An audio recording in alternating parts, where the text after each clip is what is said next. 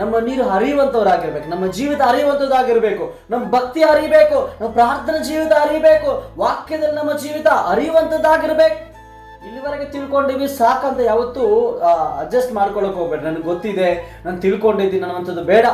Real ನೋಡಿ ಅಯ್ಯ ಸುಮಾರು ಸಾರಿ ವಾಕ್ಯವನ್ನು ಓದಿದ್ರು ಕೂಡ ಯಾರೋ ಕೇಳಿದ್ರಂತೆ, ನಿಮಗೆ ವಾಕ್ಯ ಬಹಳ ಗೊತ್ತಿದೆ ಅಂದ್ರೆ, ನನಗೆ ಸಮುದ್ರದಲ್ಲಿ ಬೀಳುವಂತ ಒಂದು ಹನಿಯಷ್ಟು ಕೂಡ ನನಗೆ ಗೊತ್ತಿಲ್ಲ ವಾಕ್ಯ ಅಂತ ಹೇಳಿದ್ರಂತೆ. ಹಿ red the word of god more and more. ಬಹಳ ಓದಿದ್ರು. ನೀವು ದೇವರ ವಾಕ್ಯ ಎಷ್ಟು ಓದಬಹುದು, ಎಷ್ಟು ಪ್ರಾರ್ಥನೆ ಮಾಡಬಹುದು, ಎಷ್ಟು ದೇವರ ಸಹವಾಸದಲ್ಲಿ ಇರಬಹುದು. ಇವತ್ತಿನ ದಿನ ಅನೇಕರ ಜೀವಿತ ಆ ಒಂದು ಸಂಬಂಧದಲ್ಲಿ ಇಲ್ಲ. ಯಾಕೆ ಅಂತಂದ್ರೆ ನಮ್ಮ ಜೀವಿತ ಹಿಂದಕ್ಕೆ ಏನಾದ್ರು ಪಡ್ತಾ ಇದೆ. ದೇವರು ಮುಂದಕ್ಕೆ ಹೋಗ್ಬೇಕಂತ ತೀರ್ಮಾನ ಮಾಡಿದ್ರೆ ನಾವು ಹಿಂದಕ್ಕೆ ಹೋಗ್ತಾ ಇರ್ತೀವಿ. ಓಕೆ, ಏಡಿ ಸ್ವಭಾವ ಬೇಡ. ಈ ಏಡಿ ಏನ್ ಮಾಡುತ್ತೆ, ಯಾವತ್ತು ಮುಂದಕ್ಕೆ ಹೋಗೋದಿಲ್ಲ, ಆ ಕಡೆ ಈ ಕಡೆ ಅಷ್ಟೇ. ಇವತ್ತು ನಮ್ಮ ಲೈಫ್ ಮುಂದಕ್ಕೆ ಹೋಗ್ಬೇಕಾ, ಕರೆಕ್ಟ್ ಆಗಿ ದೇವರನ್ನು ದೃಷ್ಟಿಸಬೇಕು. ದೇವರನ್ನೇ ಹೇಳಿದ್ದು, ಎಡಕ್ಕೂ ಬಲಕ್ಕೂ ತಿರುಗದೆ ನೀನು ಮುಂದೆ ಸಾಗತ್ತೆ ಯೋಶುವನಿಗೆ ಹೇಳಿದರು. ನಾವೇನು ಮಾಡ್ತೇವೆ ಇವತ್ತು, ಆಸೆಗಳು ನೋಡ್ತೇವೆ, ಆಲೋಚನೆ ನೋಡ್ತೇವೆ, ಇಷ್ಟಗಳು ನೋಡ್ತೇವೆ. ನಮ್ಮ ಇಷ್ಟಗಳು ದೇವ್ರಿಗೆ ಒಪ್ಪಿಸಬೇಕು, ದೇವ್ರ ಇಷ್ಟ ನೆರವೇರಬೇಕಂತ ಪ್ರಾರ್ಥನೆ ಮಾಡ್ಬೇಕು.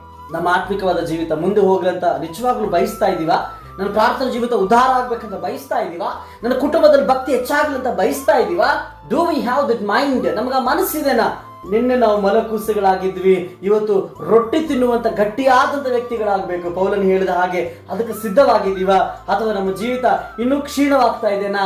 ಪರೀಕ್ಷೆ ಮಾಡಿಕೊಳ್ಳೋಣ. ನಮ್ಮ ಆತ್ಮಿಕದ ಜೀವಿತ ನಮಗಿಂತ ಬೇರೆಯವ್ರಿಗೆ ಬೇಗ ಚೆನ್ನಾಗಿ ಗೊತ್ತಿರೋದಿಲ್ಲ, ನಮಗೇನೆ ಗೊತ್ತಿರುತ್ತೆ.